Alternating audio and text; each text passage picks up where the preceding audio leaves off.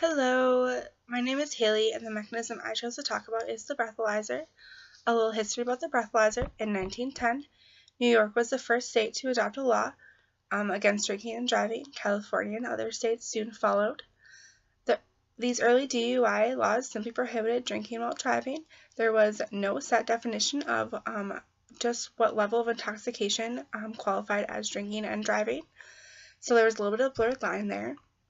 In 1936, a professor from Indiana University invented the drunkometer. The device was a balloon-like, and people breathed into it to determine intoxication. The color of the air would change when mixed with a chemical solution to determine the amount of intoxication. In 1938, 0.15% became the first commonly used legal limit of BAC. In 1953, Robert Birkenstein invented the breathalyzer. It used chemical oxidation and photometry to determine alcohol concentration. All a person needs to do is blow into the machine, and it would measure the alcohol vapors as well in the breath, showing levels of alcohol in their blood. It's easier and more accurate than the drunkometer, which made it easier for police officers to use when pulling over someone who's had too much to drink. It's also easier to handheld than something that holds a balloon. In 2000, the Congress adopted the 0.8 BAC as a national illegal drinking limit for impaired driving, which is a big lower increase in 0.15%. Many people benefit now from using the mechanism of the breathalyzer. Police officers use them when pulling over someone who's been drinking and driving. Emergency rooms can use them when administering patients to see how much they've been drinking. AODA officers use them when testing their patients. And individuals can use them when testing their BACs at home, as well as bartenders or people in bars to see if their patients have had too much to drink as well. According to BACtrack.com, 1 in 3 people will be involved in a drunk driving crash in their lifetime.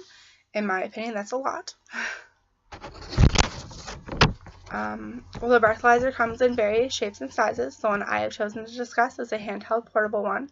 It is a very common one to talk about. A lot of people use them. For example, police officers have them more commonly. It is just a handheld one. It is small in size and weighs 4.8 ounces. It is 4.8 ounces or 4.8 inches long, 2.8 inches across, and 0.8 inches thick. It comes in black or white. The breathalyzer is made out of plastic and is smooth to the touch. When ordered new, it comes with 6 mouthpieces. The size and shape makes it easy to hold and nice to carry around. In order to work, it needs 2 new AA batteries. A person must blow into the mouthpiece for a minimum of 5 seconds. The breathalyzer takes 3 to 5 seconds to read the BAC level, where it is then shown on the screen. Once this is done, the BAC can be determined. If an officer would be administering the test, an arrest could be made. I will now show you the different parts. So, figure A shows the mouthpiece. Figure B shows where that mouthpiece would go. We'll go right into this hole. Figure C shows where the BAC would be shown. Figure D shows the power button. Over here shows where the batteries would be put in.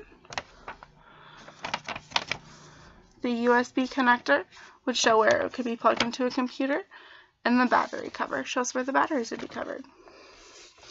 I hope you enjoyed my presentation. Thank you.